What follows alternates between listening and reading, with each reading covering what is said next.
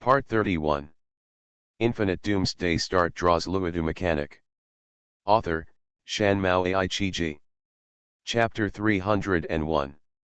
3 gems for 3 days of accommodation, 3 gems for 3 days of meals, a total of 6 gems, 50% off, that's 3. Google search and read. 3 ordinary magic gems, any attribute is fine, thank you for your patronage, welcome to come again next time. Yes, next time I need a deposit, 1 deposit, and 3 payments. As he said, Ruger had already stretched out his hand. Hey, I don't have that much money on me, what should I do? Giulia silently packed her poor package and couldn't help but smile bitterly. Ruger thought to himself that he had no money, it would be easy if he had no money. If you really had money, this matter would be troublesome. Here's the thing, he chuckled, you pay the previous money first, and you can go if you want to.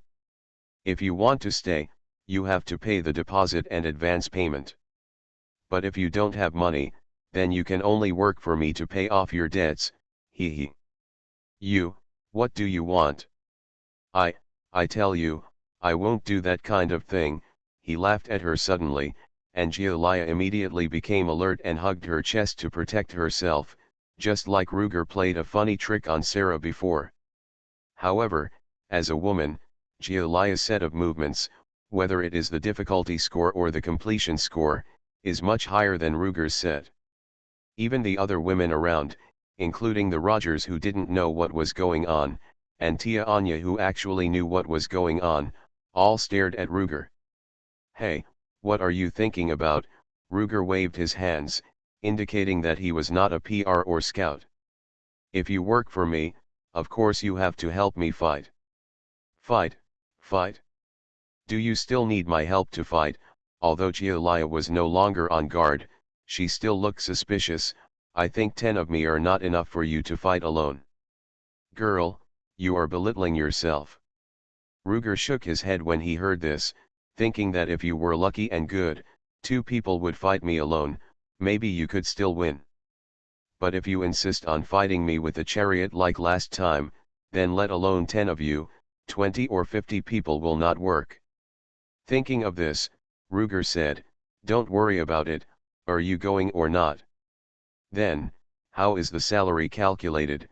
Giulia asked again. This, 2 ordinary gems. Ruger stretched out his finger and gestured. Wow, so high, Giulia couldn't help but exclaimed, always feeling that such a high salary was too good to be true. 1 month. Ruger finished the second half of the sentence slowly. 2 gems a month, Giulia smiled bitterly, thinking that this is the right way, but she immediately argued, your price is really unfair. I need 2 ordinary gems to eat and live here for a day, and I only get this much money after working for you for a month. Excuse me, let me ask you a question, do you know a merchant named Kid? And the merchant Katara? Kid, the gambling merchant in the first act of the second generation of the original work. Katara, the daughter of Kid, appeared in the third generation of the original work, and also played a similar role as a gambling merchant. Of course, the timeline here has changed. Katara's main identity is an alchemist who is proficient in the weapons of the Lost Ones. At the same time, she is also Tia's adoptive mother. Hearing Giulia say such things, Luger laughed, stretched out his hand to pull Tia, who was watching the show, to his side, kissed her on the cheek, and looked at the female undead provocatively, do you think I know them? What is my relationship with them? Giulia. The audience was silent for a while, thinking, your proof process is simple, rough, and direct enough. So there are 3 generations of Kid's family, and there are profiteers in each generation? In this generation, it is you who is the grandson-in-law. Seeing that you are not ashamed but proud, don't say it, you really look like a family. Oh, by the way, you need to obey orders highly when working for me. Unless your life is actually threatened, you are not allowed to disobey orders. Luger hurriedly said the key to the key. This is the means he will use to solve Giulia's problem. When the time comes, arrange for her to be a member of the tank crew with a group of ROG, and this big trouble will be solved. If you disobey orders, a portion of your labor fee will be deducted, Ruger continued. That means that I may not be able to get all the 2 ordinary gems a month, right? Giulia no longer had the heart to complain. What else can he do? He already considers himself the 3rd-generation pillar of the profiteer family. No matter how much he complains, it's useless. Don't be so pessimistic. You have to think positively, Ruger smiled. At least, during the work period, food and accommodation are provided. Thank you so much. Giulia snorted in her heart, thinking that she worked hard for you, but you don't provide food and accommodation? Even when the Nephilim went to help the ROG troops, they at least provided barracks tents and a dinner. But how much is that thing worth? You have the nerve to call it food and accommodation? However, no matter how unwilling she was, she still had to accept this condition. So, Ruger had another armed truck machine gunner. Including Ruger, there are 4 Nephilim again. In addition to these core fighters, a small number of the rogues who were abducted by Ruger from Rogue Town also have to go to the front line.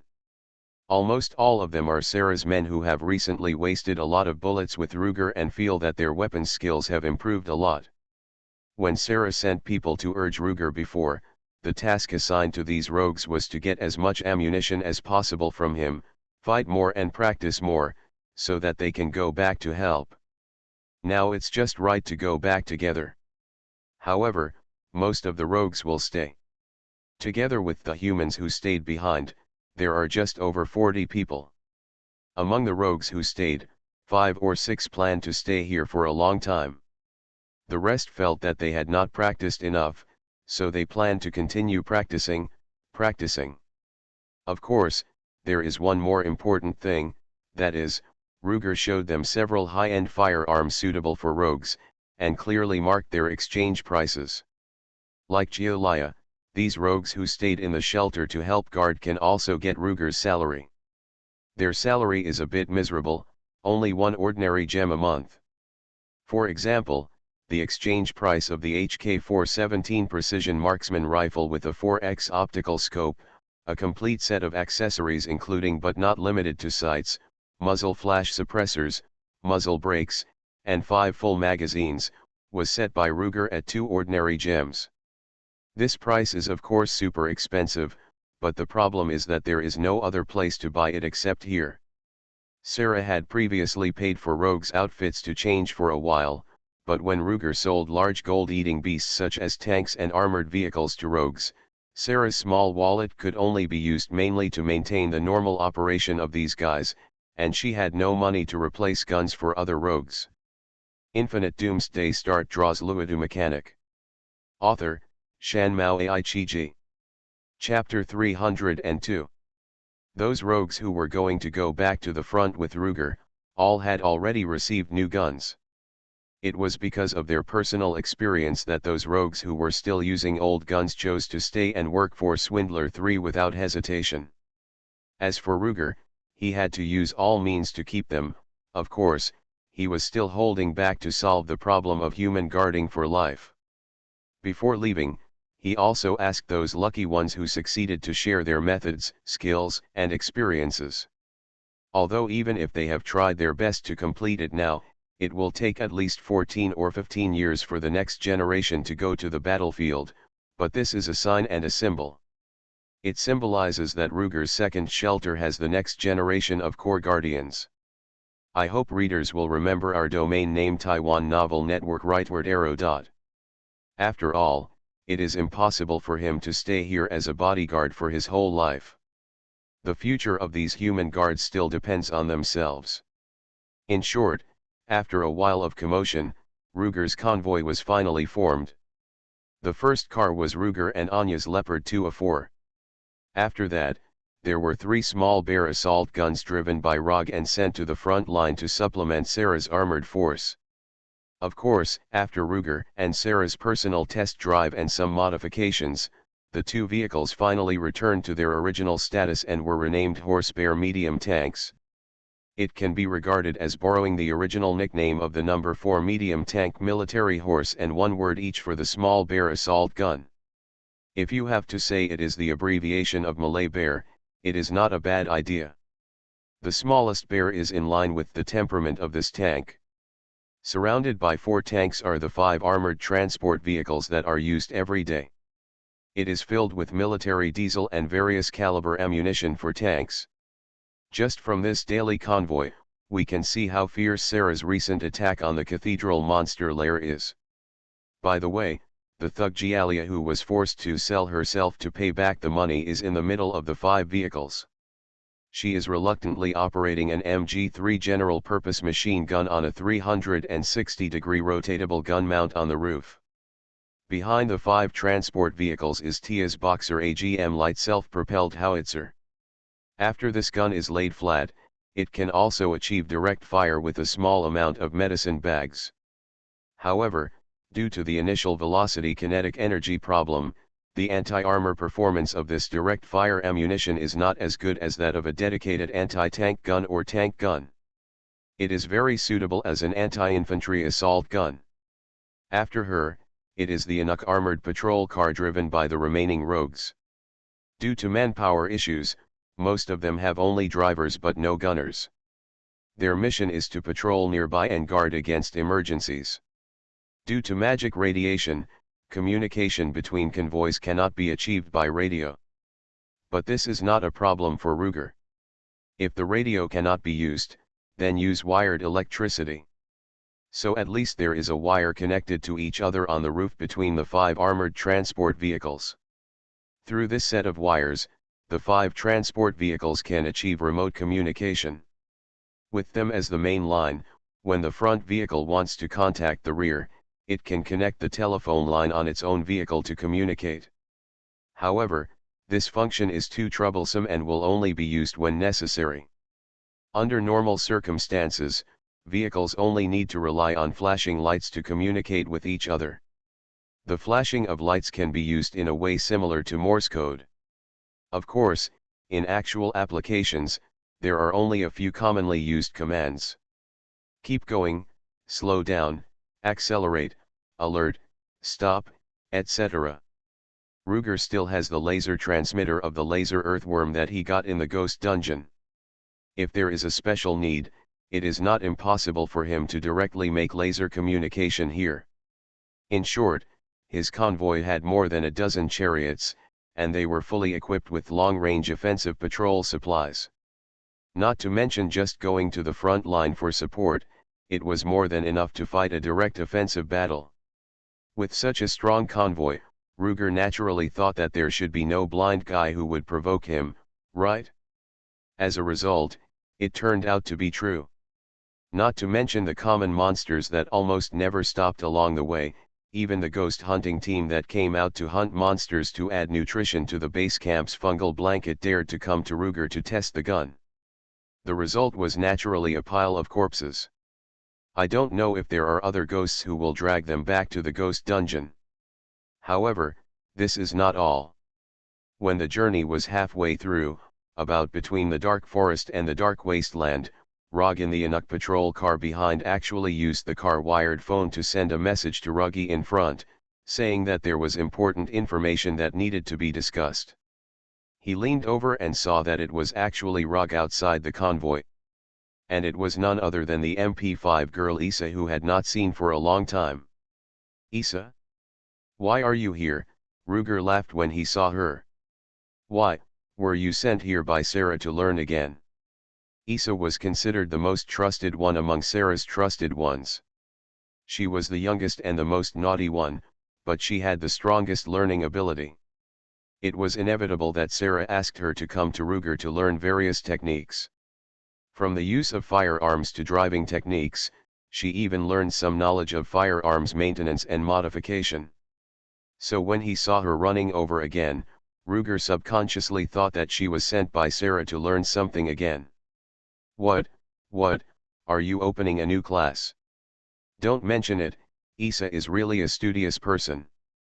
In Ruger's world, she is the type that teachers love, but classmates who don't have a good relationship with her will mostly hate her behind her back. When they heard that they had to learn new things, others were full of resentment and complaints, but she was the only one who was happy to do it. Ruger was also a little shaken by her eagerness to learn, and wondered if he should really open a new class for this little guy.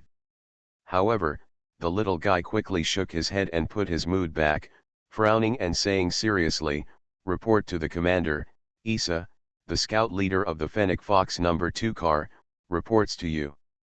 Just 37 minutes ago, the Paladin Order of Rogue Town suddenly organized a team of 10 people, left from the West Gate, and quietly entered the dense forest in the north of the Blood Wasteland, and disappeared.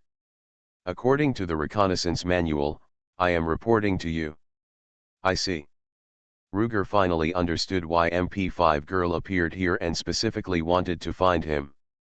It turns out that she is a member of the special reconnaissance team that Sarah just formed.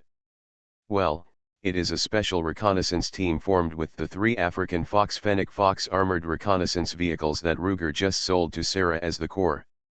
In order to facilitate Rog's learning, these Fennec Foxes are not the modified version that Ruggy used, which integrates the driver's seat and the commander's seat together, but the original 3-person vehicle version. Driver, observer, and commander. At the moment, this MP5 girl Issa should be the commander of the second vehicle, that is, the reconnaissance chief.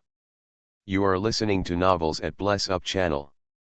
Wish you happiness and luck. Please subscribe to receive new novels. How do you feel about this novel? Please like and leave a comment.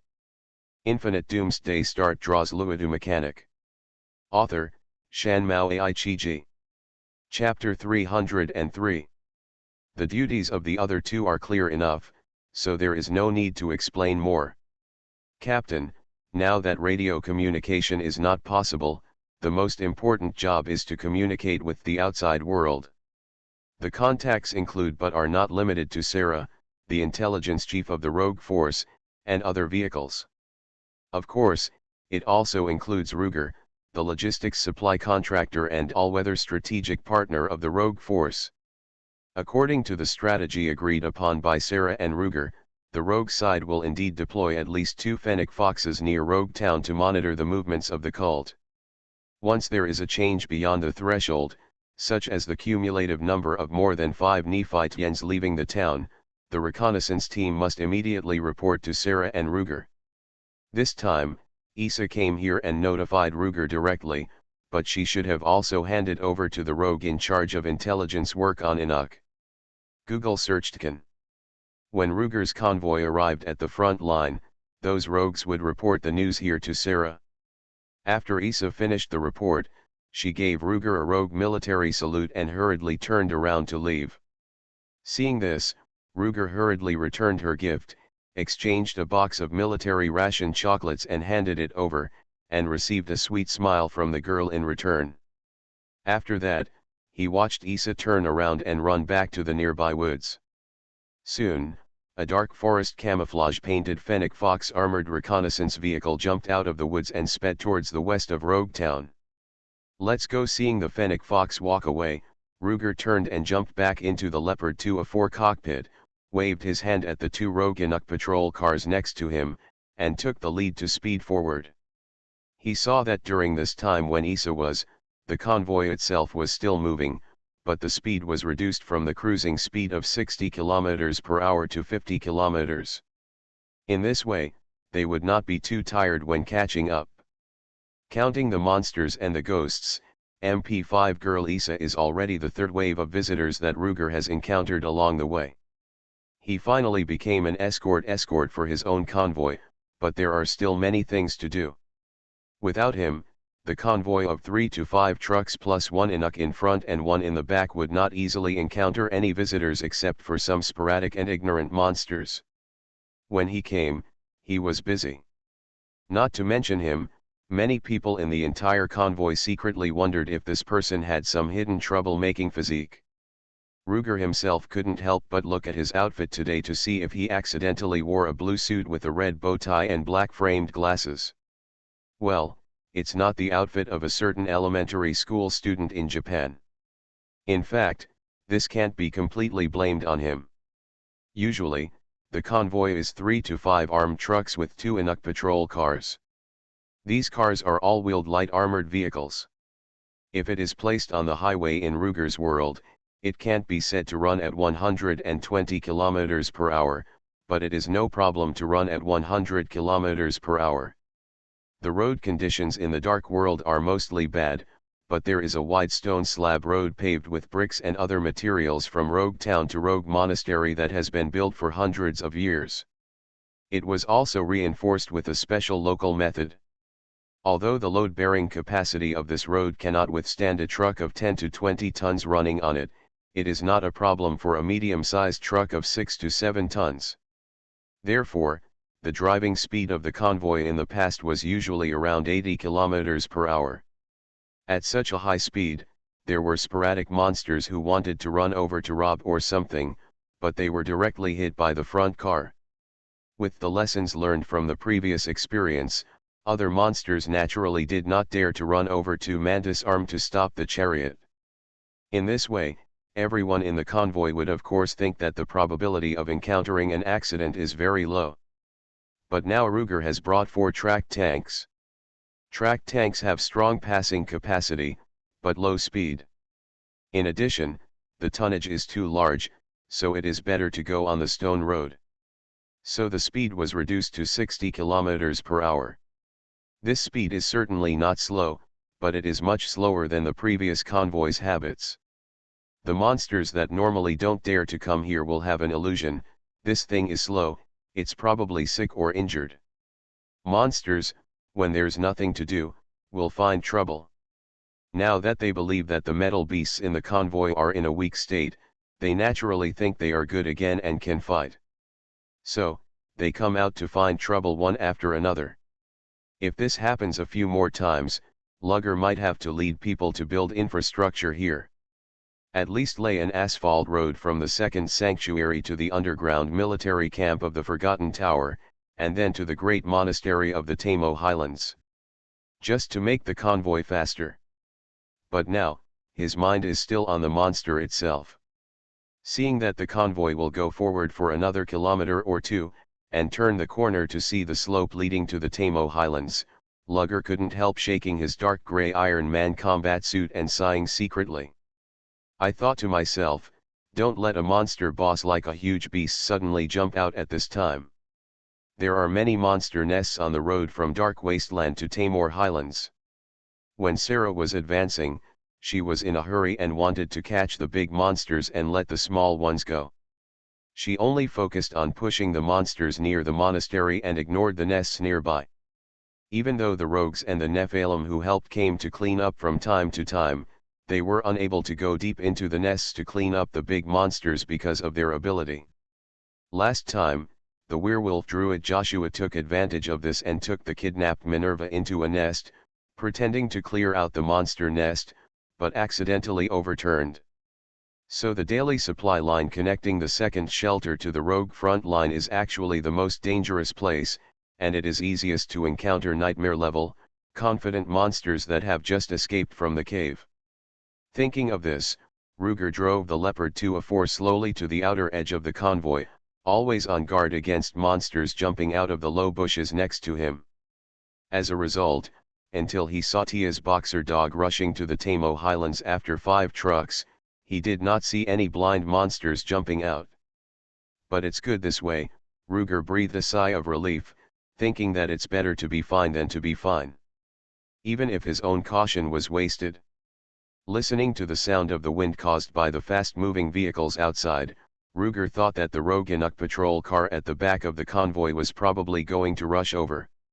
He put his mood in order, stepped on the accelerator, prepared to shift gears and speed up, and rushed forward. However, the next moment, he felt a sudden darkness in front of his eyes, which soon recovered, as if a thick dark cloud was passing by his head at a high speed. No, that's not right. Where are the clouds that are so fast? He subconsciously looked up at the sky. As a result, he saw a huge aircraft with rotors on top and 2 short wings on the side just whizzing away in the air. It turned out that the humming sound just now was not Inuk behind Ruger, but this thing. Savage! Ruger exclaimed, and then realized that it was a helicopter model under the Los Santos system. Infinite Doomsday Start draws Luodu Mechanic. Author, Shanmao Aichiji. Chapter 304. Here, this seems to be the Los Santos Savage, it should be the Me-24 Jason attack helicopter. But, this is impossible. It's not that the former Soviet-style weapons cannot appear here. After all, even in Ruger's world line, after the defeat of the Zhou Kingdom in World War II, it was divided into 2 by 2 giants.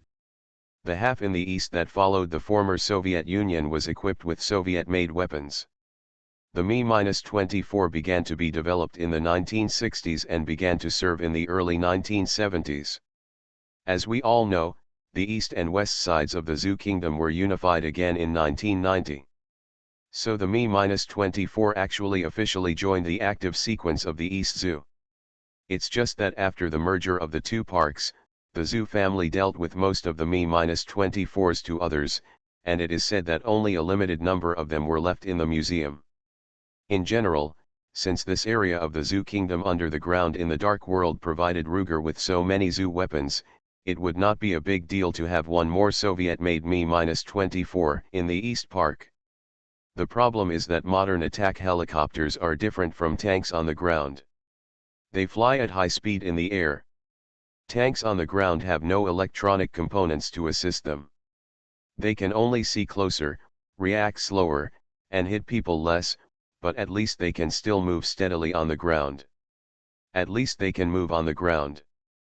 But if an armed helicopter is designed to have a speed of 300 km per hour, without equipment such as autopilot, radar altimeter, blind flight instrument, etc., it may mistake the ground for the sky and fall from the sky if it is not careful.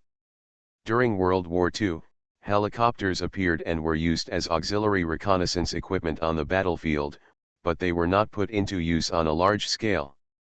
In addition to the fact that they were not mature enough due to their short development time, they were also more dependent on advanced avionics systems than propeller-type fixed-wing aircraft. Fixed-wing aircraft, even if they have no power, can still survive for a while by gliding. For attack, fixed-angle machine guns and cannons are enough. Even if an air combat fixed-wing aircraft is part-time to hit the ground, and uses aircraft cannons to make a short burst attack on the top during a dive, the effect is not much different as long as it can hit the target. After that, the aircraft will directly pull up and recover, which is not easy to fall to the ground or be hit by the enemy. But the helicopter relies on the lift obtained by the rotor, which is relatively less free than the lift obtained by the fixed-wing aircraft on the wing. If its engine stops, it is impossible to glide like a fixed-wing aircraft except for a special maneuver to make an emergency landing before crashing. And if it uses the machine guns of the World War II era to attack the enemy, in the era when it cannot go beyond visual range, if it hovers to attack, it will be a live target, and if it dives to attack, it will easily stall and fall to the ground. So during World War II, it barely performed tasks such as artillery observation.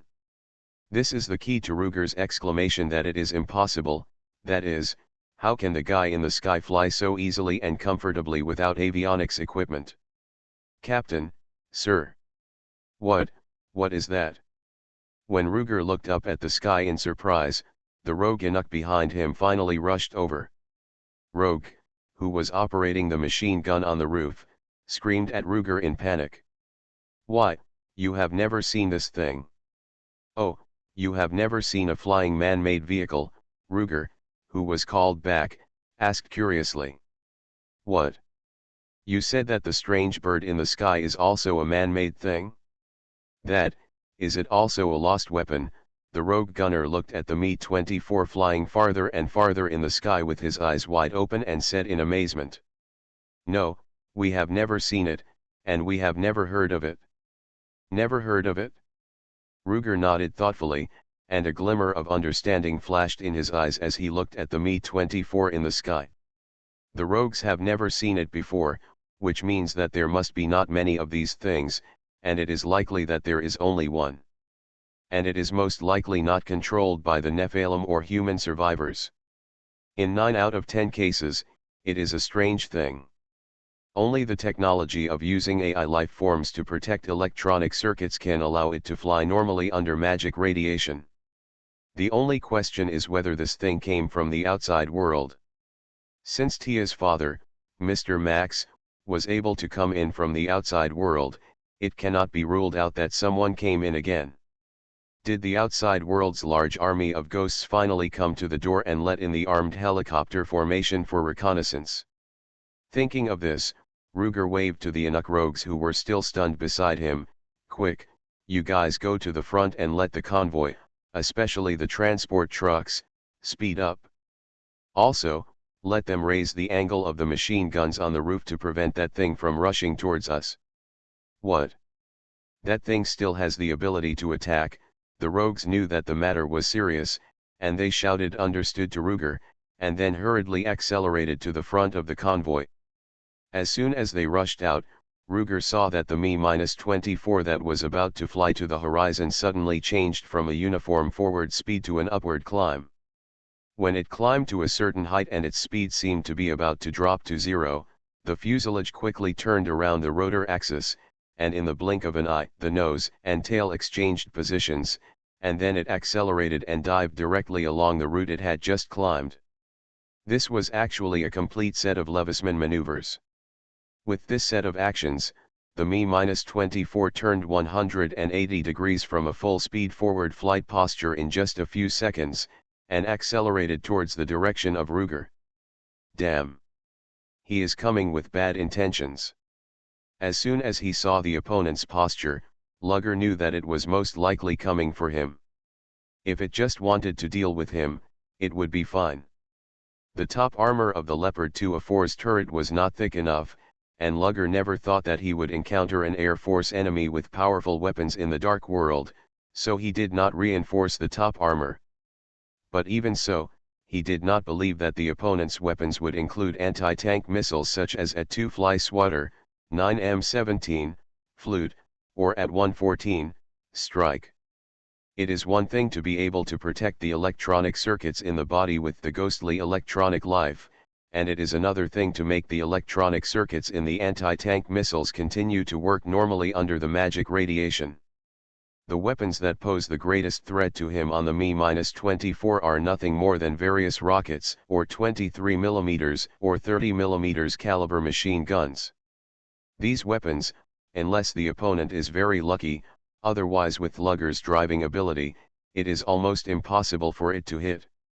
However, Ruger had confidence in himself, Tia and Lao Zhao, but he was not so confident in the rookies in the team who had never seen a flying vehicle. If this guy didn't attack him, but continued to run forward to hunt down a few transport vehicles, then Ruger's team would have suffered heavy losses today. Seeing the Mi-24 flying closer and closer, Ruger finally saw the weapons mounted on its fuselage this time, and was immediately cursed by those things. MMP. Infinite Doomsday Start Draws Luodu Mechanic.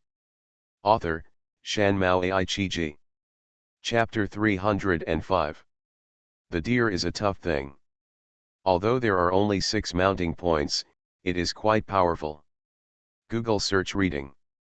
The 6 mounting points are all under the short wings on both sides of the fuselage.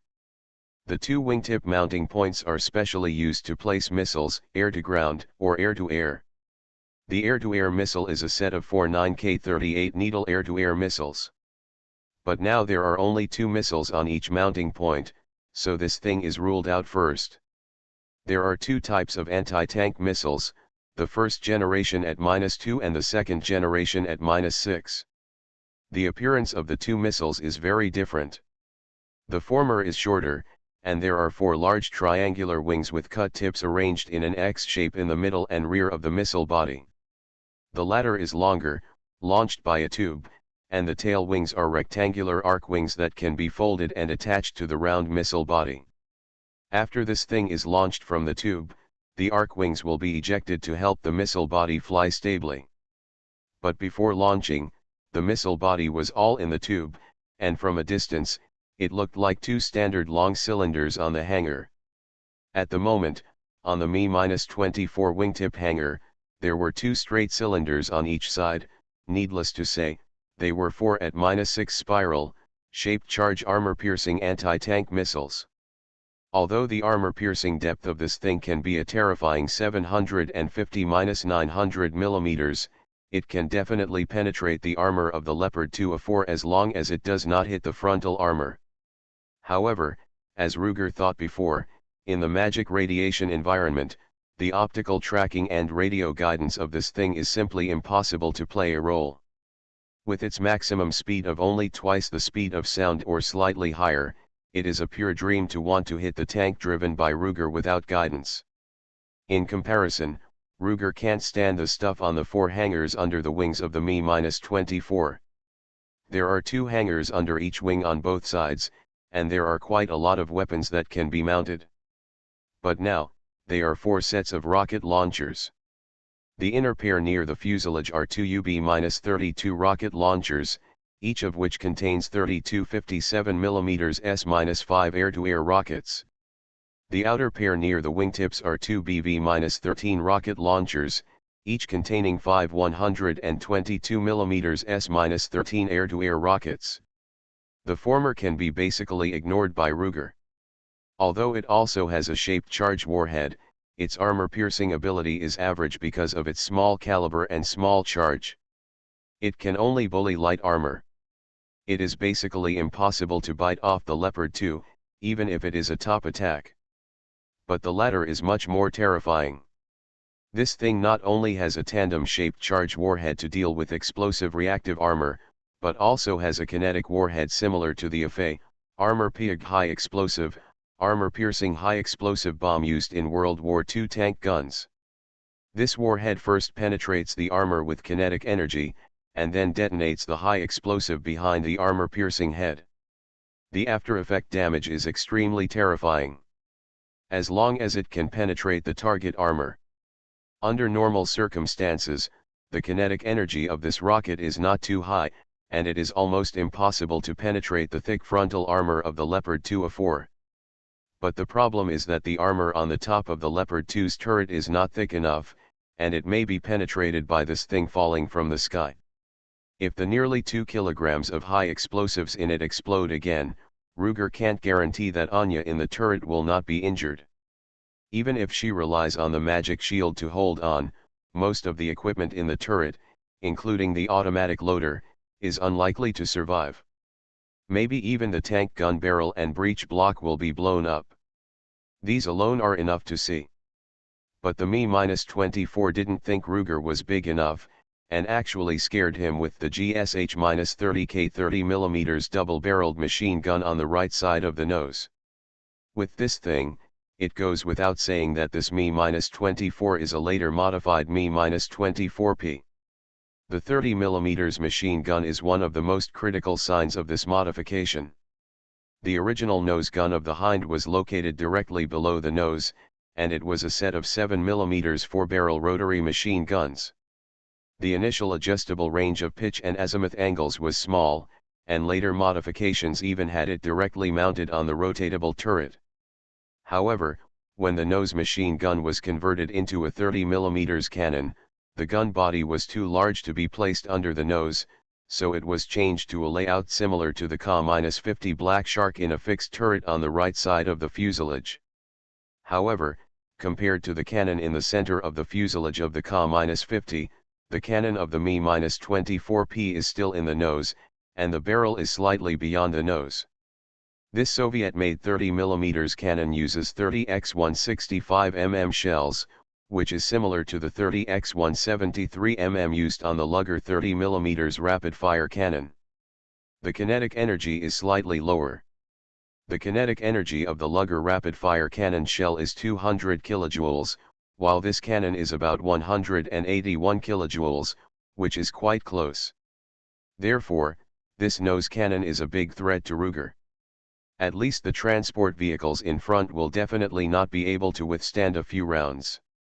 When seeing this cannon, Ruger also saw the painting on the nose that looked like a wolf's bloody mouth with fangs exposed. This shark mouth painting on the nose is quite common on aircraft, but it is more funny on the Mi-24. It feels like a good wolf, but because of the shape of the body, it seems to have turned into a dog. However, with the brown cannon on the right side of its mouth, it looks like a dog holding a cigarette or a cigar in its mouth, which makes it more evil and weird from the cute and funny feeling. The fanged dog smoking a cigar. I don't know if it's a psychological effect, but when Ruger looked at the dog holding the cigar, he always felt that it smiled at him, even winked. It seemed to mean, how about it, am I handsome? Handsome, so handsome. Even if it was placed in a pile of Mi-24s, the weapons mounted on this guy in front of him were considered to be super heavy. However, with so many bits and pieces hanging on it, it ran all the way, and its speed was actually much faster than its designed maximum speed. Although there was no speedometer or something to assist in the judgment, Ruger, who had enough experience in this matter, easily judged the guy's flying speed.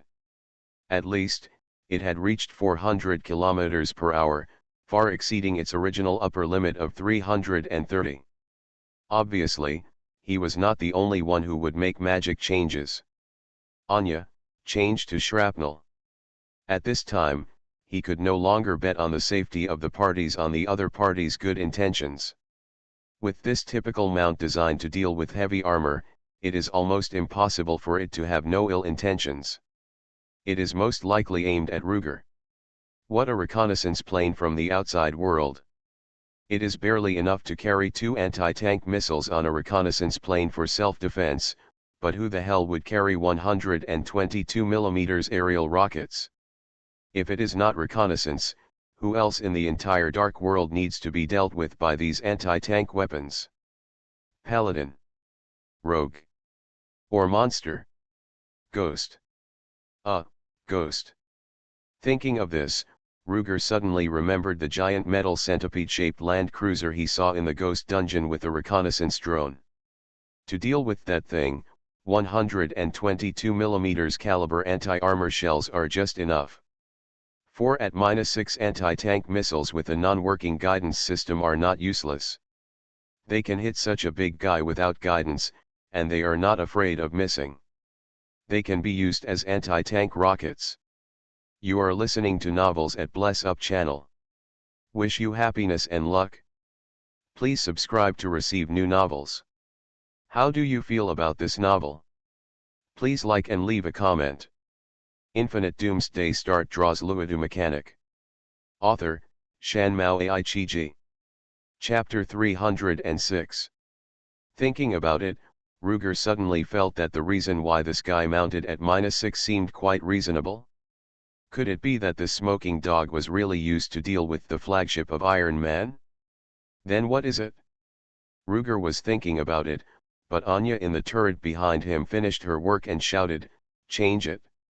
He stepped on the accelerator and turned the small trapezoidal steering wheel suddenly, and drove the tank to a reverse slope of 40 to 50 degrees on the slope leading to the Tima Highlands. In this way, the main gun elevation angle limit of only -9 to 20 degrees can be broken through, and it can aim at the highest altitude of about 60 to 70 degrees in the forward fan area. Originally, this stupid method was not very useful. The helicopter was in the sky, with a wide field of vision. The stone road leading to the Tima Highlands was relatively flat, and Ruger's tank was quite conspicuous on that special reverse slope. Any experienced helicopter pilot would know what he wanted to do when he saw his posture. If anyone had a little idea, they could just take a detour and go somewhere else. His shrapnel shells can only reach 2 or 3 kilometers at most. It can hit targets farther away, but it is hard to say how much damage it can do to the heavily armored Mi-24P. The helicopter flew around him a little bit and flew 4 kilometers away. If he wanted to hit it again, he could only try the tail-stabilized armor-piercing discarding sabot shell. If it was Tia, she would probably be able to hit it. Now that Anya is the gunner, the chance is 55-50 at best. In short, if the helicopter turns slightly outward, Luger will be left alone. At that time, he will not be able to chase the helicopter. Even if he can catch up, where can he find the next slope? However, this is not a bad thing for him. What Luger is worried about now is not that the guy will cause trouble for him, but that he is afraid that it will bomb his transport convoy. If the guy makes a big turn to avoid his attack range, Luger can relax a little. What? It's just a detour in the sky, it won't take long? Well, that's true for other helicopters. But the Mi-24 is a doe, thick and heavy, with many weapons mounted, and a cabin structure that can carry 8 more people in addition to the 2 crew members. As a result, it is not slow. Under normal circumstances, this is a cheap product that is both this and that, rather than a high-priced product, so there must be a but. For example, if you buy some roast duck cooked food from an online store, it is both beautiful and delicious and not expensive, then it will probably have a but, called but it does not have a health quarantine certificate. Or but it uses raw materials feed from Fukushima Prefecture or Chernobyl City, Kiev Oblast, etc. Put it here. The Mi-24 has thick armor, a large load capacity, and a fast speed, but its turning performance is not good. Especially under high load and high speed conditions. At its current speed of more than 400 km per hour, which exceeds the design limit, if it wants to turn, the turning radius must be particularly high. Otherwise, it will either stall and fall, or crash into the danger zone. In this way, it only needs to avoid the circular area with a radius of 3 or even 4 km with Ruger as the center. Because the turning radius is too large, the arc trajectory it flies around will also be quite long. In short, it will take a lot of time. Although the absolute time is not too long, it should be enough for the transport trucks in front to rush directly into the ROG troops' positions in the monastery at 80 km or even 100 km per hour. In this way, Ruger's escort mission is completed. If that guy challenges him to a duel later, he has plenty of ways to shoot it down. Seeing the Mi-24P flying closer and closer, Ruger could even hear the clanging sound of Anya's nervous subconscious knocking on the elevation handwheel of the steering machine in the turret. However, he did not say anything to comfort her. Because he was actually quite nervous and understood Anya's mood at the moment. With the opponent's flying speed and the reloading speed of the automatic loader here, as well as the angle of the slope, Anya basically only had the opportunity to fire 2 shells at the opponent.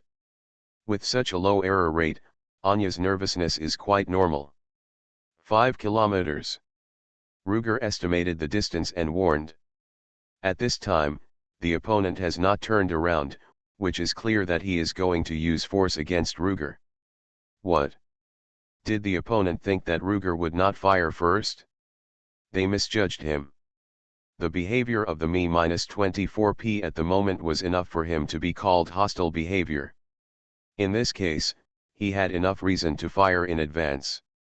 However, we have to be polite, right? Ruger muttered, and took out a pile of MG3s in the space, confirming that the ammunition belt was a regular version with 1 tracer bullet in every 5 ordinary bullets. He stood in the cockpit and fired 3 bursts of bang bang bang and bang bang bang at the helicopter in the sky. Battlefield etiquette, warning shot. It means that if you don't leave, we will regard you as hostile and formally counterattack. The other side did not seem to expect that the tanks on the ground would fire a warning shot first. The flight posture shook in the air, and seemed to be stunned for a moment. However, the other side then lowered the nose of the plane and continued to fly towards the direction of Ruger at high speed, and at the same time continuously fired a string of 6 S-5 57mm aerial rockets. The other side, with actual actions, showed that they are the enemy. In this case, Ruger did not need to be polite anymore. None of those things can hit us. Anya, let go of your hands and feet and do it. To this day, Ruger is familiar with the external ballistics, the movement and behavior of ammunition outside the barrel, of various types of ammunition, and can roughly estimate the impact point of rockets by just looking at them in flight. These 6 rockets seem to be menacing, but in fact the one closest to the Leopard 2A4 was at least 3 meters away. And it's still on the right rear side of the car. With the charge of this rocket, its fragments could not even do anything to Ruger, who was wearing a full Tegaman battle suit, let alone the tank itself. So Luger immediately shouted out his judgment so that Anya could concentrate. On Anya's side, even though she was nervously tapping the handwheel with her slender fingers, it was actually a way for her to keep herself excited. Human nerves react much faster when they are active than when they reactivate from a calm state. In Anya's eyes, she didn't even care about those rockets from beginning to end, she just stared at the enemy in the tank's optical sight. The sight on the Leopard 2 is a purely optical sight, which means there is no laser rangefinder and no electronic fire control system to assist her in making judgments. But it doesn't matter, because there will be auxiliary settings for judging distance on this purely optical mirror. For example, the classic, secret bit. Infinite Doomsday start draws Luodu mechanic. Author, Shanmao Aichiji. Chapter 307. I won't go into detail about the principle, but simply put, it's the same as the proportional length of the sides of similar triangles. There are scales representing mils near the observation center. Now suppose that the height of an enemy tank occupies 6 mils in the observation, and it is known that the height of this tank is about 3 meters. Then according to the mil distance conversion formula, it can be concluded that the distance between this tank and us is 3/6 × 1000 = 500 meters. The same is true for length. Anya had already asked Ruger about the length, width, and height of the M-24P. And in this state of flying through the sky head-on, it is obviously more appropriate to use the width to calculate the mil distance. In short, Anya was actually constantly using the mil method to estimate the distance between the two sides. When Ruger shouted "Humid," Anya also measured that the opponent had entered the 4-kilometer straight-line distance area, and immediately fired a grenade. As soon as this shell was fired, before the recoil device could pull the shell out of the barrel, Anya had already controlled the loader to place the next shrapnel shell in the preloading position. After the gun body was completely recoiled, she immediately pushed the second shell into the barrel, quickly adjusted the muzzle with the elevation machine, and then sent the second shell out. Then, the third shell. Originally, the maximum firing rate of this tank gun was only 15 rounds per minute. Even if Ruger's automatic loader was extremely efficient, it only increased the firing rate to about 20 rounds per minute. One shell every 3 seconds is fast enough. But Anya just fired 3 consecutive shells in one go, and it only took a little more than 5 seconds in total, which was nearly twice as fast as the fastest. After these 3 shells were fired, even Ruger in the front driver's seat couldn't help but whistled in praise, saying "Well done." At the speed of 400 km per hour on the opposite side, it takes about 36 seconds to take off from 4 km away to the top of Ruger's head. 4 km/400 km per hour equals 0 1 hour equals 0 1 x 60 minutes equals 0 1 x 60 x 60 seconds equal 36 seconds. Although this time is short, it is not so short that people can't react before it whizzes by. However, the aircraft still has the problem of flying altitude, and 4 kilometers is the straight line distance between the two measured by Anya, and the Pythagorean theorem must be used to calculate the length of the base to get the straight line distance. That must be longer than the hypotenuse of 4 kilometers. So the actual time is even less. This is not counted, because the elevation angle of the tank gun is between -9 and 20 degrees, and the range of activity is only about 30 degrees. The slope itself is about 47 degrees. Then the actual attack range of the tank gun is about 38 degrees to 67 degrees. Of course, in fact, Anya asked Ruger to adjust the position of the vehicle body on the slope because the angle was too high. Counting these, Ruger can level the tank. Therefore, if the negative angle is ignored, the actual attack range of the tank gun can still be from 0 degrees horizontal to a maximum of 67 degrees. Even if the conditional time in between can be ignored, at least when the opponent's helicopter flies above 67 degrees, Anya cannot directly aim at it. This part will also reduce Anya's actual attack time again. Therefore, although it was initially calculated that it would take 36 seconds for the opponent to fly over, which was enough for the tank gun to fire more than 10 shells at a rate of 20 rounds per minute, it was not actually the case. There was not much time left for Anya to attack, and with other tasks such as adjusting the muzzle, the time she could use was only about 20 seconds. It was also because of this that her extraordinary performance of 3 shots in 5 seconds not only made Ruger applaud, but also surprised the big dog holding a cigarette in the sky. The 3-shot shrapnel shells could not reach the speed of Mach 5 that the long-rod armor-piercing shells could easily reach because of the aerodynamic shape, but they were also much faster than the less than Mach 3 of their brother fired by the 75mm gun. At more than 4 times the speed of sound, the next shell basically flew in front of the big dog when it rushed out of the barrel. The delayed fuse still detonated the shell of the ammunition before the remaining 600 or 700 meters to hit, scattering hundreds of tungsten alloy projectiles, turning into a rain of steel beads that directly hit the big dog's face. Ding ding ding. Amid the sound of metal collision, the second rain of steel beads blew up again. Then there was the third one. The shrapnel shells fired by Anya were still typical kinetic energy shells. Their penetration and damage effects were heavily dependent on the speed of the projectile, that is, kinetic energy. After flying 2 or 3 kilometers, their speed had actually decayed quite seriously. Even if the smoking big dog himself was considered to be colliding head-on with the projectile at high speed, the first batch of tungsten alloy steel beads actually did not break through the big dog's outer armor. But with the addition of the second and even third rounds of steel beads, things were different. In a few seconds, not only did the distance between the two sides decrease by hundreds of meters, but the time point of the delayed fuse's early explosion was also relatively postponed. Although the dispersion of the steel balls was affected and gathered together, the kinetic energy attenuation was greatly reduced. Under their continuous action, the sound of ding ding ding resounded, and finally with a piercing sound, a steel ball penetrated the armor and entered its structure. And this sound was just a representative, and more steel balls were followed by hitting it. This time, even the thick armor of the Mi-24P could not hold on. The cigarette-holding big dog that had just rushed towards Ruger with great momentum finally turned its head, ignoring the risk of a rapid turn at high speed and even a crash, and wanted to avoid the flight trajectory of the next shell from Ruger. It ran away without any scruples, without giving itself any face, and ran away.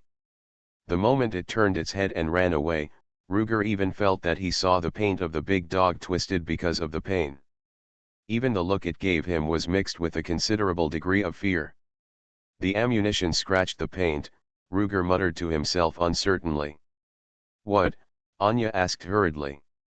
"No, nothing." Ruger shook his head, quickly shifted gears and retreated, driving the car down the slope, and chasing the direction of the big dog.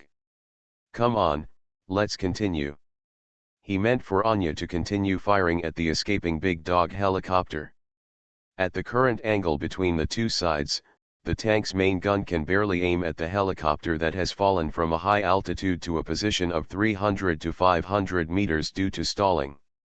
In addition, the two-way stabilizer modified by Ruger can ensure a certain accuracy of the Leopard 2A4 during driving, even without the assistance of electronic chips.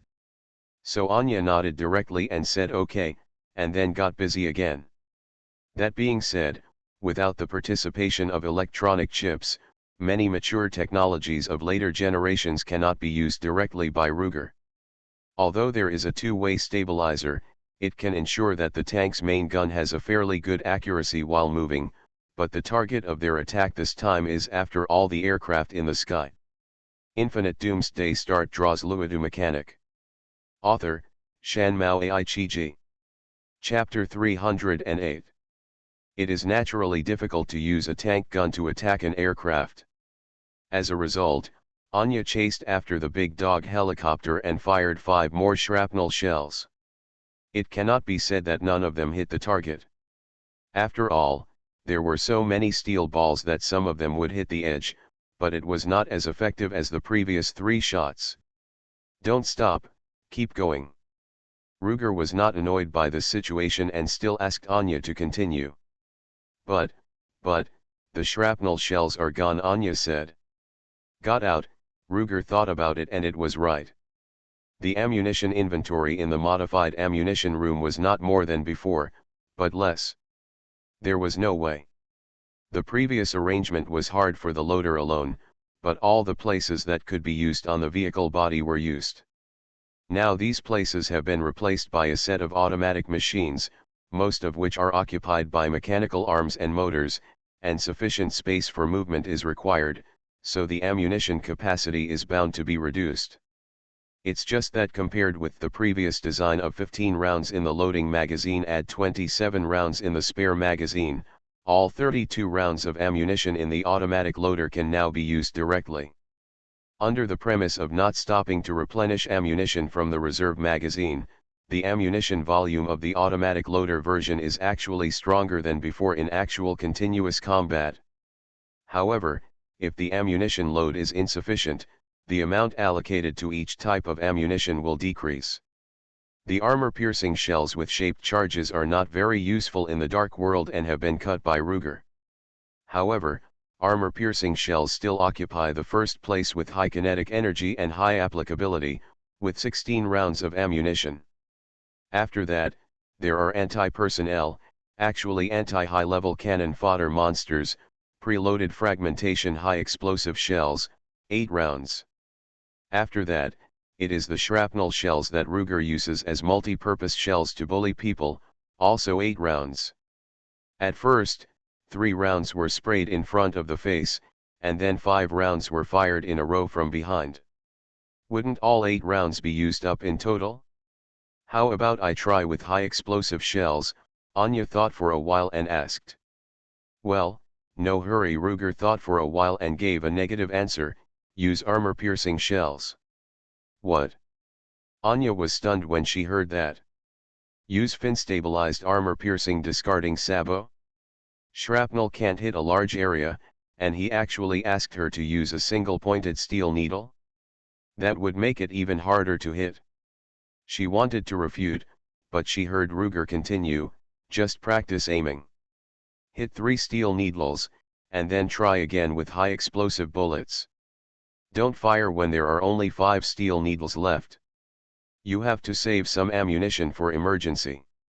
I'll go back and replenish it for you when the situation changes. Okay. After hearing this, Anya finally understood, thinking that this was reasonable, and nodded in agreement. In fact, Ruger didn't really expect Anya to hit the guy in the sky with the steel needle. He just wanted to use this method to continuously put pressure on the guy. The greater the psychological pressure on the other party, the more likely he is to be impatient and the more likely he is to make mistakes. This is similar to hunting. Whether hunting with a shotgun or a bow and arrow, being able to hit the prey's heart with one shot or one arrow and make it fall to the ground directly is of course the most perfect situation. But in reality, even for an old hunter, it is amazing to have such a perfect situation 3 times out of 10. In most cases, a shot or an arrow hits the prey's vitals, but it does not die immediately, and still drags its dying body to escape to the dense forest or other places. Of course, this is outside the Dark World. The animals in the Dark World are all demonized, and it is very rare that they do not attack the hunters after being attacked, let alone escape. But in the normal world, injured prey will also run away. At this time, tracking is very important. Once the hunter who is tracking the prey finds that the direction of the prey's escape is more difficult, such as dangerous deep mountains, or across the national border, and has to give up for a long time, he will use a method similar to frightened bird to actively scare the prey. Let it do all kinds of irrational behaviors in fear, and rapidly consume the remaining physical strength that is already limited. The result is that the prey will fall to the ground due to exhaustion before entering the area where it can no longer be tracked. The hunter can easily achieve today's achievement. This is what Ruger asked Anya to do now. Moreover, Anya's tank gun is not his only weapon. He has arranged for the industrial robots in the logistics space to manufacture other weapons. Special anti-aircraft weapons. Quadruple 20mm anti-aircraft gun, Flak 38. Trailer version. This thing is not difficult to make. There are many in the World War II arsenal in the Ghost Dungeon. But Ruger didn't like this thing, so he recycled it into raw materials. Now it is just made from the raw material state. What? Buy it directly? Sorry, Ruger will not waste points on this kind of thing. In other cases, he can use the chassis of a Panzer IV or a Leopard, Panzer V, tank and load a large angle 88mm rapid-fire mortar howitzer on it. This thing can easily hit an aerial target 3 to 5 kilometers away. At worst, just bring out the 88 cannon, anti-tank gun and anti-aircraft gun, and you have everything. And both of these guns have wheeled gun mount versions, lying in his space. You can take them at any time. The only problem is that this thing is too big and heavy, and it requires a full-time gunner to set the ammunition fuse. In contrast, the quadruple small caliber anti-aircraft gun can directly use armor-piercing shells, and it is light in weight. A horizontal rigid body connecting frame is installed on the trailer and mounted on the outer armor of the Leopard 2 tank, and it can be carried side by side. It's like adding a sidecar to a motorcycle, turning it into a sidecar motorcycle. For example, the famous Zundap KS750 military motorcycle in the zoo during World War II. If you want to do this, the weight of the trailer cannot be too high, otherwise the stress of the horizontal rigid body connecting frame will be too high and it will not be able to support it. After making this thing, Ruger can control it himself. It's nothing more than using the electric drive multi-button controller. At least 5 buttons, 4 buttons control the muzzle to move up and down, turn left and right respectively, and the last button is pressed to fire directly. In addition, this thing is right next to Ruger. As long as he ensures that the muzzle does not hit himself, he can continuously change the trajectory through test firing and finally hit the target. Simple, convenient, and easy to operate.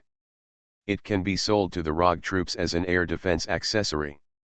Moreover, because the penetration of the 20mm caliber machine gun is limited, this kind of weapon with a terrifying firing rate and easy to use will not pose a serious threat to the core members of the cult even if they are accidentally obtained by the members of the cult. He was thinking happily, commanding the industrial robots in the logistics space to work faster and faster, but he didn't expect that the big dog helicopter that was fleeing in the sky changed again. Maybe they calmed down, or maybe they found that it was too unreasonable to continue to flee passively and be attacked by tank guns unilaterally, so they actually opened the left and right doors of the rear troop transport compartment of the Me-24P. You are listening to Novels at Bless Up channel. Wish you happiness and luck. Please subscribe to receive new novels. How do you feel about this novel? Please like and leave a comment. Infinite Doomsday Start draws Luodu mechanic. Author, Shanmao Aichiji. Chapter 309. Door-mounted machine gun, Ruger exclaimed when he saw the machine gun mount on the door. Are you going to use this to fight back against us? Machine guns against tanks? Is that useful? As soon as Ruger finished his complaints, Anya in the back row said weakly. Brother Lu, we are using tank guns to shoot down planes. Ah. It seems like that's the case. Then, let's not say anything about it. Ruger chuckled and shook his head. He obviously didn't take the other party's tail-mounted machine gun seriously. Other people's transport helicopters usually put the gun mount in a stronger cabin, including the normal Me-24. This is a stable construction and can effectively reduce the recoil of the machine gun. However, the machine gun mount of the flying big dog in the sky was actually placed on the lowered door. Ignoring the structural stress, just find a place to install weapons. This is a stupid behavior. Well, it seems that the later versions of the heavy tanks are not much better. In short, even if the helicopter has specially reinforced doors to make it more load-bearing and stronger, it is not realistic to stabilize large-caliber or high-rate machine guns. At least, the machine gun on it cannot be a machine gun with a caliber of more than 7 mm, nor can it be a Gatling principle high-rate multi-barrel rotary machine gun such as the 134 minigun. In this way, the possible machine gun on it cannot break the defense of the Leopard 2 even if it attacks the top. What's more, because the door of the Me-24 is located in front of the short wing with weapons, the door machine gun can only shoot at the front and rear bottom under normal circumstances.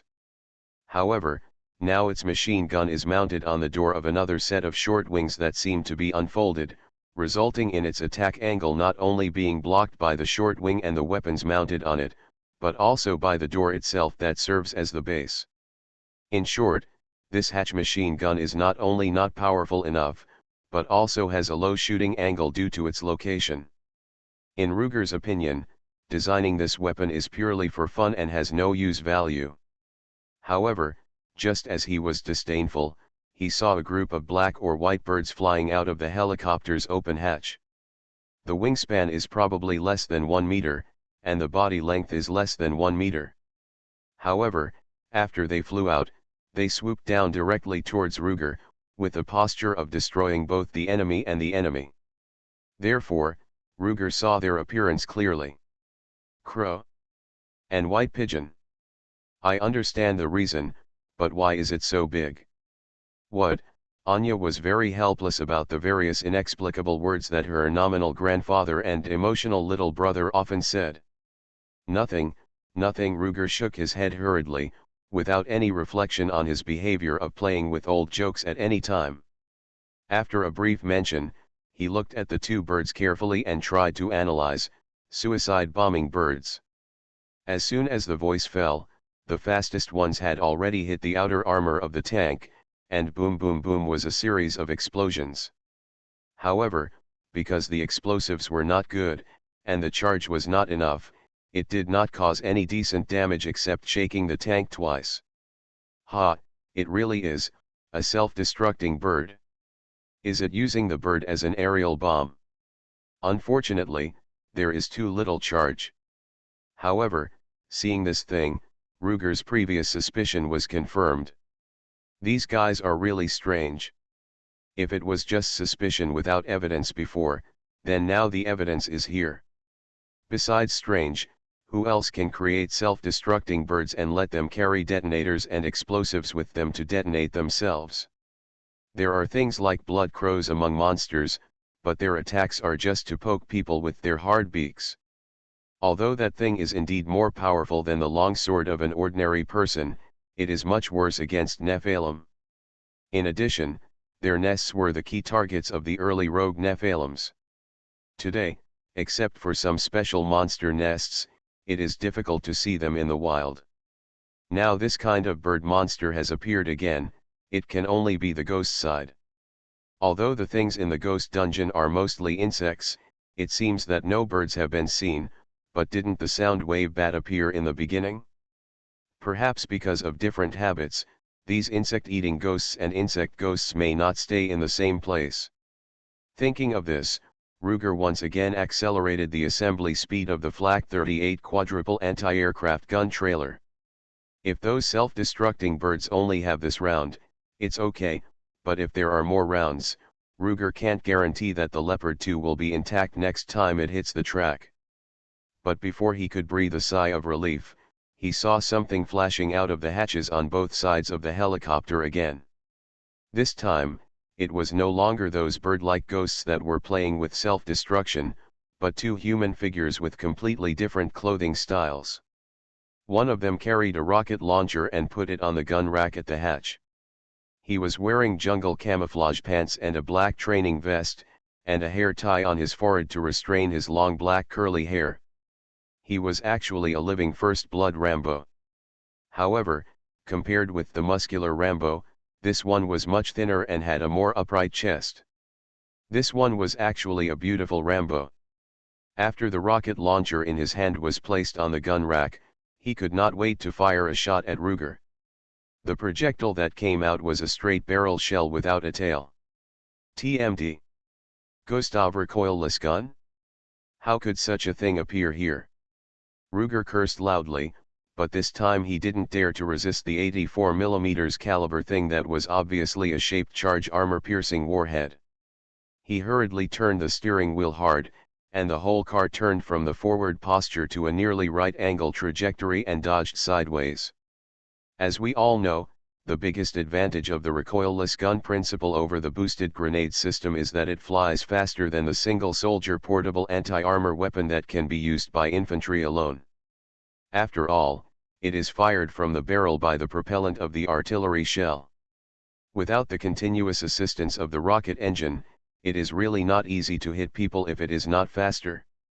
If it is fired horizontally under normal circumstances, and the same is fired at the maximum attack distance, the time difference between the recoilless gun principle projectile and the rocket launcher projectile from the launch to the target will not be too large. First, the attack distance is generally within a kilometer, and second, their flight speed is at least 200 meters per second, so it is not noticeable. But now the situation is from the sky to the ground, and from a helicopter, so the advantage of the recoilless gun is obviously greater. The high initial velocity means that it can escape the influence range of the airflow driven by the rotation of the helicopter blades more quickly. The lack of a tail wing can also reduce the impact of the airflow near the helicopter on the projectile. Infinite Doomsday Start draws Luodu mechanic. Author, Shanmao Aichiji. Chapter 310. Generally speaking, there are not many guns and cannons that can be used on the gun rack on the door of the Mi-24 troop transport cabin and can also pose a real threat to Ruger, but this Gustav recoilless gun is one of them. Google search reading. How could Ruger not quickly hide to the side? But the female Rambo on the helicopter over there still didn't let him go.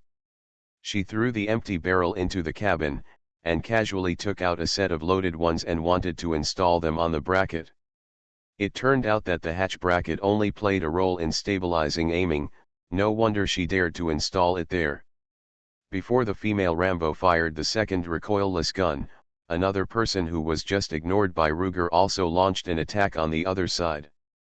The other side was also a woman, but she was dressed in a typical Dark World witch robe. Because her head was covered with a cloak, people could not see her face. And on the gun rack in front of her, there was not a recoilless gun, but 3 long wooden sticks. 3 wooden sticks were placed side by side, like a rocket launcher.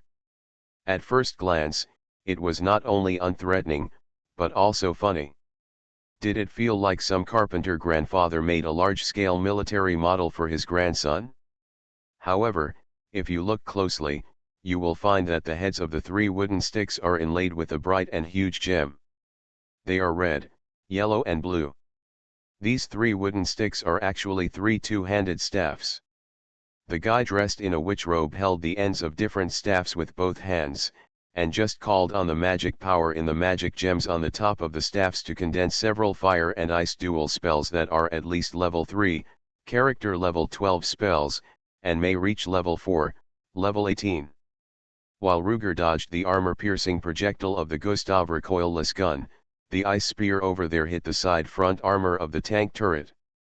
However, it failed to penetrate the armor, leaving only a pile of ice chips there. Anya, who was also an ice mage in the turret, was feeling a strong sense of strangeness in her heart, but she saw the second magic fireball hit there again, melting the remaining ice crystals of the ice spear into water. Then, Ruger saw the yellow gem head in the middle of the 3 staffs on the helicopter door suddenly flash, and a lightning bolt actually struck directly at the water stain on the turret. This. Ruger really didn't know what to say. In terms of spells, the opponent's 3 spells were released quickly, and they seemed to have automatic tracking functions, and they cooperated well with each other. The first ice spear was responsible for physical piercing and increased the speed of the passive reaction. Although it failed, the material was left. The second fireball was responsible for explosive attack, just like the explosive charge behind the kinetic head of the armor-piercing projectile. If the previous move could pierce, the damage of this move would be extremely amazing. Even if the previous move failed to break the defense, this fireball could cause a sudden temperature rise, accelerate the aging of the material, and even cause internal stress changes to be disordered, forming hidden injuries. At the same time, the previous ice slag material was turned into water stains. Finally, the third lightning magic, which can literally reach the speed of light, directly hits the water-stained conductor that must have impurities, strengthening the damage of the lightning system. Even if the opponent is wearing insulating clothing, the first two moves should leave a gap, and the third lightning magic will take advantage of it. This is enough to hit a living organism, even if it is the metal dragon in the ghostly dungeon. However, Ruger is a chariot, and it is a third-generation main battle tank. The outer armor has long been changed to a multi-layer composite material. Multi-composite armor is the most vulnerable to magic attacks such as cold and hot conversion and forced conductivity.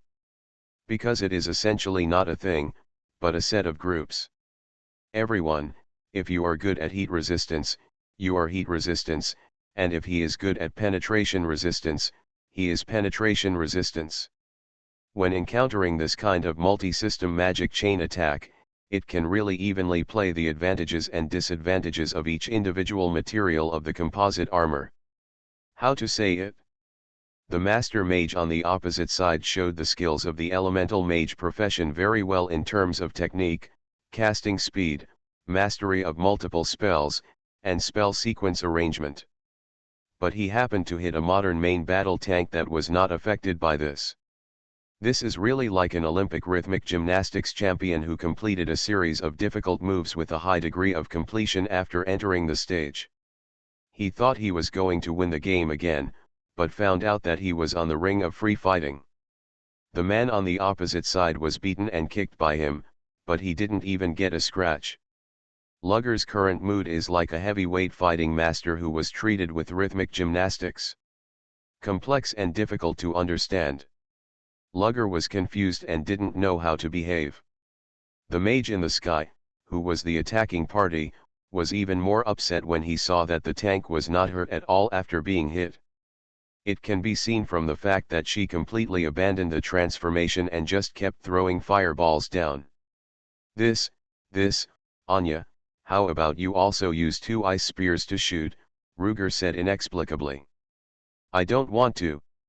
I can't afford to lose that person, Anya hurriedly replied, but her hand shook and she accidentally shot out the steel needle in the barrel. As a result, this APS was lucky enough to hit the lower part of the rear cabin of the helicopter and pass diagonally to the front and upper part. If you look at it from the side of the helicopter, it was from the lower rear to the upper front along the fuselage. It was just a little bit away from hitting the rotor. At this time, the female Rambo warrior also fired the second recoilless gun shell and was throwing the empty barrel into the rear cabin. As a result, the barrel was just knocked out by Anya's steel needle. However, because the barrel itself was not fixed and it was strong enough, no needle could penetrate it. It was also because of its slight obstruction that the trajectory of the steel needle was slightly deviated, from being completely impossible to hit the rotor to just a little bit away from hitting it. The whole process took less than 3 seconds, but it made everyone sweat.